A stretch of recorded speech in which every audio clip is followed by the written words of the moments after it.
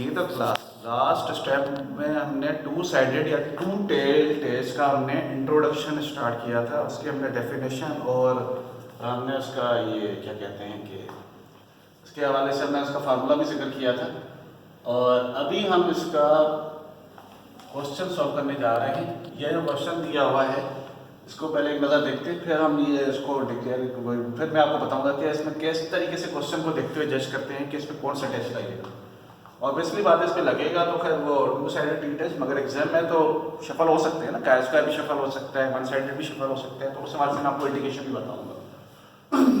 सबसे पहले एक नजर इस क्वेश्चन को देख लेते हैं। To check the effect of smoking with the birth weight of newborn babies. For this, a sample of 29 has been taken out. Out of 15 were smoker mothers. On the other side, 14 were non-smoker mothers. Or the mean birth weight of newborn babies among smokers is 3.20 kg with the standard deviation of 0.3 kg. While among the non-smoker mothers, the mean birth weight of newborn babies is 3.60 kg with the standard deviation of 0.41 kg. So, what will be their association? इस question को अब समझना जरूरी है। अब ये क्या बताया जा रहा है कि आपने एक एसोसिएशन चेक करनी है कि स्मोकिंग का क्या ताल्लुक है वो न्यूबॉर्न बेबीज के बर्थ वेट के ऊपर। मतलब जो मदर स्मोकिंग करती हैं उनके जो बच्चे पैदा होते हैं उनके बर्थ वेट में क्या फ़र्क पड़ता है, जो मदर स्मोकिंग नहीं करती हैं उनके बच्चे के ऊपर बर्थ वेट के ऊपर क्या फ़र्क पड़ता है।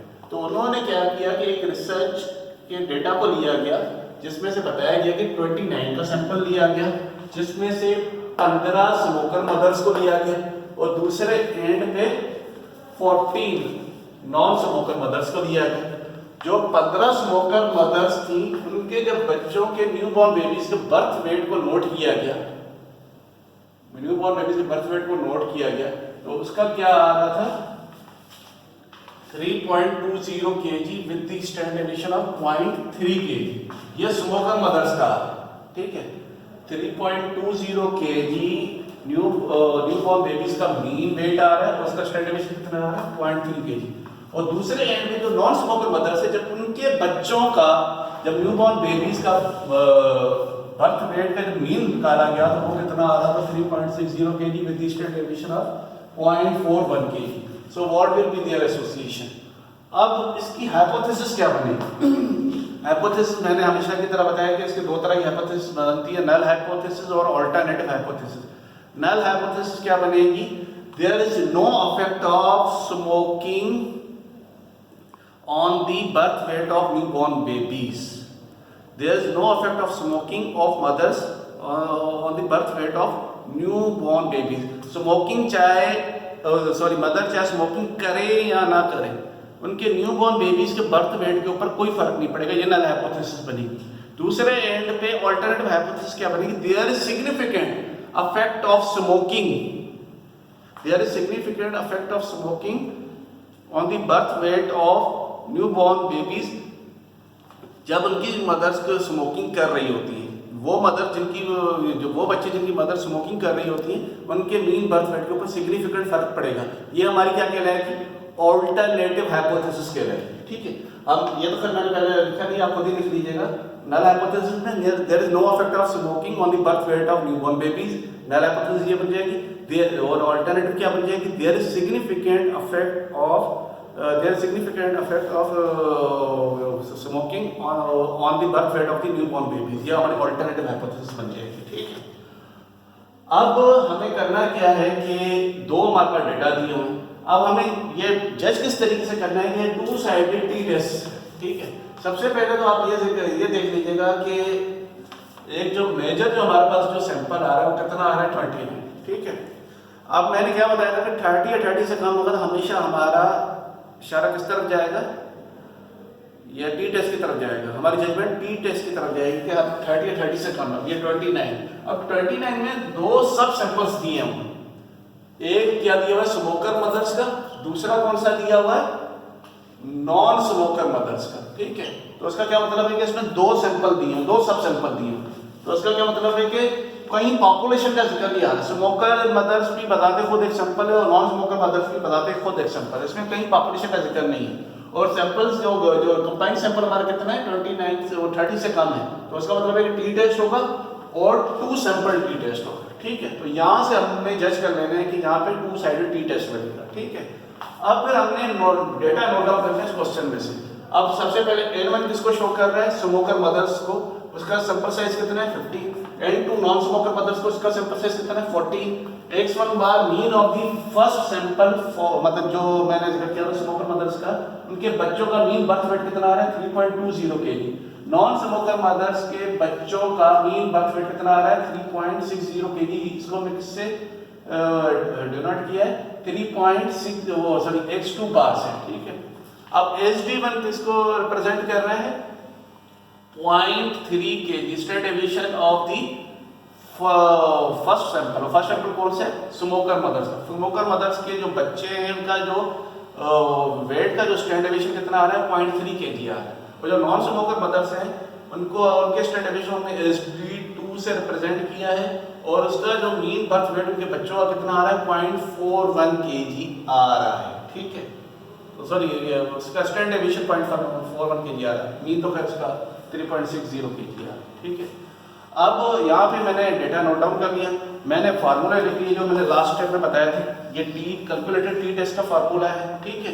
और ये किसका फार्मूला है, ये कंबाइंड स्टैंडर्ड डेविएशन का फार्मूला है। सबसे पहले तो हमें ये ध्यान रखना है कि नोटिस करना है कौन कौन सी चीज़ हमारे पास अवेलेबल है।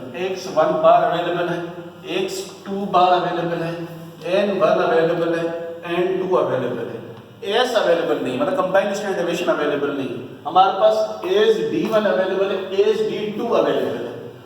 तो इसका क्या मतलब है कंबाइंड स्टैंडर्ड डेविएशन का फार्मूला लगेगा। तो सबसे पहले हम क्या सॉल्व करेंगे, कंबाइंड स्टैंडर्ड डेविएशन को सॉल्व करेंगे।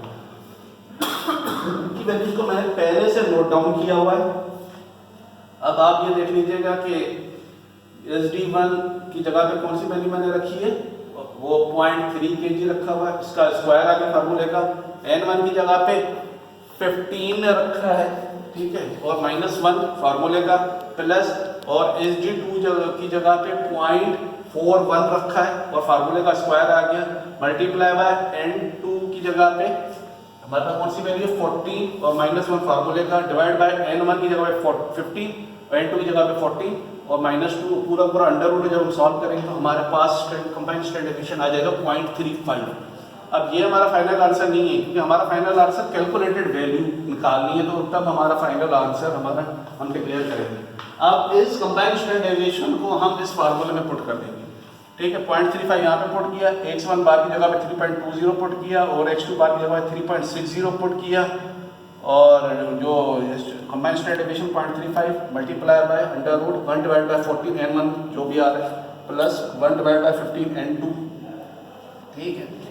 अब इसको जब हमने कैलकुलेट किया, ये हमारी कैलकुलेटेड टी वैल्यू आ रही है, ठीक है, ये ध्यान में रखिए।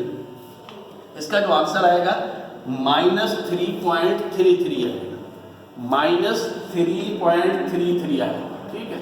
अब यहाँ पे मैं एक आपको इम्पॉर्टेंट पॉइंट बताने जा रहा हूँ कि जब भी टेस्ट ऑफ सिग्निफिकेंस में कोई वैल्यू आती है तो हम हमेशा ये डिक्लेयर करते हैं कि माइनस वैल्यू को हमेशा पॉजिटिव कंसीडर करते हैं। ये ध्यान में रखिएगा। दोबारा से मैं आपको एक इम्पॉर्टेंट चीज़ बताने जा रहा हूँ, टेस्ट ऑफ सिग्निफिकेंस में जो हमारा फाइनल आंसर है अगर वो नेगेटिव में आ रहा है तो उसको हमेशा हम पॉजिटिव में कंसीडर करते हैं, ठीक है। इसलिए मैं आपको लॉजिक बता रहा हूँ। अच्छा, ड्यूरिंग कैलकुलेशन जो फार्मूले का नेगेटिव आ रहा है या जो भी वैल्यू आ रही है नेगेटिव, हम वो नेगेटिव ही रखेंगे। जो फाइनल आंसर आ रहा है अगर वो नेगेटिव में आएगा तो हम इसको पॉजिटिव कंसीडर करेंगे। हमारा नेगेटिव आंसर क्या आ रहा है -3.33, तो इसको हम पॉजिटिव कंसीडर करेंगे। इसकी लॉजिक क्या है, इसकी लॉजिक मैं आपको ये बता रहा हूँ कि फॉर एग्जाम्पल कि जितने भी हमने टेस्ट ऑफ सिग्निफिकेंस किए हैं, जो हमने इसका इंट्रोडक्शन किया था, मैंने क्या बताया था कि टेस्ट ऑफ सिग्निफिकेंस हमें सिग्निफिकेंट डिफरेंस बता रहा होता है सैंपल्स के दरमियान, सैंपल विद द पॉपुलेशन के दरमियान या अमंग द पॉपुलेशन, हमेशा डिफरेंस बता रहा होता है। अच्छा, फॉर एग्जाम्पल एक बंदे के पास 10 रुपये, दूसरे बंदे के पास 5 रुपये, ठीक है, दोनों के दरमियान डिफरेंस कितने रुपयों का है। टेस्ट ऑफ सिग्निफिकेंस हमें ये बता रहा है, हमें ये नहीं बता रहा कि उसको कितने देने, ये नहीं बता रहा। हमें टेस्ट ऑफ सिग्निफिकेंस क्या बता रहा है, दोनों के दरमियान हैसियत का कितना फर्क, मेरे पास 10 रुपये, सामने वाले 5 रुपये, तो इसका क्या मतलब है कि -5 आंसर नहीं आएगा, 5 आंसर आएगा। चाहे मुझे आपने n1 की जगह पे रख लिया या उसको 5 वाले को n1 की जगह पे रख लिया, दोनों के दरमियान जो हैसियत का डिफरेंस है वो कितने का है, वो 5 का डिफरेंस है। तो यही लॉजिक इसमें टेस्ट ऑफ सिग्निफिकेंस में अप्लाई होती है कि जब भी टेस्ट ऑफ सिग्निफिकेंस को वो नेगेटिव वैल्यू को हमें पॉजिटिव वैल्यू से भी कंसीडर किया जाता है, क्योंकि ये एक्चुअल डिफरेंस बता रही है दो सैंपल्स के दरमियान या दो पॉपुलेशन के दरमियान। तो लिहाजा चाहे n1 को बड़ी वैल्यू को हम पहले रखें या छोटी वैल्यू को हम पहले रखें, आपका आंसर कैसे पॉजिटिव आया तो पॉजिटिव कंसीडर होगा, नेगेटिव होगा तो वो भी पॉजिटिव ही कंसीडर होगा। तो उसमें ये लॉजिक होती है, ठीक है। तो आपका आंसर क्या आ रहा है, -3.33, मगर उस लॉजिक के तहत आपका आंसर क्या हो जाएगा, 3.33 हो जाएगा, ठीक है। यहाँ पे हमारी कैलकुलेटेड टी वैल्यू आ गई। अभी हम क्या करेंगे कि कैलकुलेटेड टी वैल्यू को हमेशा मैंने क्या बताया था कि टेस्ट ऑफ सिग्निफिकेंस में हमेशा क्या रूल होता है कि कैलकुलेटेड वैल्यू को हमेशा क्रिटिकल वैल्यू के साथ कंपेयर किया जाता है। अभी हम अगले स्टेप में टी क्रिटिकल वैल्यू को देखेंगे, ठीक है। वही वाला चार्ट होगा जो मेरे पास अभी रखा हुआ है, जो लास्ट हमने क्लास में किया था। अभी मैं आपको एक नज़र दिखाने जा रहा हूँ। अभी आप ये देखिएगा कि अच्छा, एक मिनट, सबसे पहले मैंने क्या बताया था कि जब भी हम क्रिटिकल वैल्यू को मेजर करते हैं तो हमारे पास दो स्टेप चाहिए होते हैं। एक होता है डिग्री ऑफ फ्रीडम, दूसरा होता है अल्फा, टाइप 1 अल्फा। और टू साइडेड टी टेस्ट का डिग्री ऑफ फ्रीडम है n1 + n2 - 2 होता है, ठीक है। इसका डिग्री ऑफ फ्रीडम का फार्मूला ये होता है। अब n1 कितना है 15, n2 कितना है 14, -2 कितना हो जाएगा, ये हो जाएगा 27 हो जाएगा। 27 हमारा डिग्री ऑफ फ्रीडम आएगा। चांस है एरर या तो गिवन होता है, नहीं तो बाय डिफॉल्ट पे स्टैंडर्ड 0.05 रखते हैं या 5% जो भी है, ठीक है। अभी इस चार्ट को देखते हैं। अब इसको गौर से देखिएगा। अभी ऊपर से ये देखिएगा, एक जा रहा है 2 टेल टेस्ट, दूसरा जा 1 टेल टेस्ट। अब ये वाला टेस्ट कौन सा है, ये 2 साइडेड टी टेस्ट या 2 टेल टी टेस्ट। हम 2 टेल टेस्ट में 5% चांस ऑफ एरर में देखेंगे, ठीक है, 5% चांस है। और ये वाला जो कॉलम जा रहा है वो डिग्री ऑफ फ्रीडम का जा रहा है, ठीक है, डिग्री ऑफ फ्रीडम का जा रहा है। अब आप ये देखिएगा 5% वाले कॉलम से नीचे उतरते हुए हम उस रो से 27 का डिग्री ऑफ फ्रीडम वाली वैल्यू चेक करेंगे, वो कितनी आ रही है। 27 पे 5% से ऊपर हमारी वैल्यू कितनी आ रही है, 2.05। दोबारा से मैं रिपीट कर देता हूँ। ऊपर से हमने 2 टेल टेस्ट का 5% कहाँ आ रहा है, यहाँ आ रहा है। इस 5% के कॉलम से नीचे उतरते हुए हमने 27 वाली डिग्री ऑफ फ्रीडम में जाना है कि कितनी वैल्यू आ रही है, वो आ रही है 2.05, ठीक है। ये हमारी क्रिटिकल वैल्यू आ जाएगी, ठीक। कितनी वैल्यू है, 2.05, ठीक है। और कैलकुलेटेड वैल्यू कितनी आ रही है, 3.33। एक्चुअल तो माइनस आ रही थी मगर हमने इसको पॉजिटिव कर दिया, ठीक है। अब इसकी बुनियाद पे हम अपना रिजल्ट को डिक्लेयर करेंगे। इसको मैं रेज कर देता हूँ। अभी इस स्टेप में मैं आपको ग्राफ बना के इसका कंक्लूजन बता रहा हूँ। मैंने क्या बताया था कि हमेशा ग्राफ को प्लॉट किया जाता है।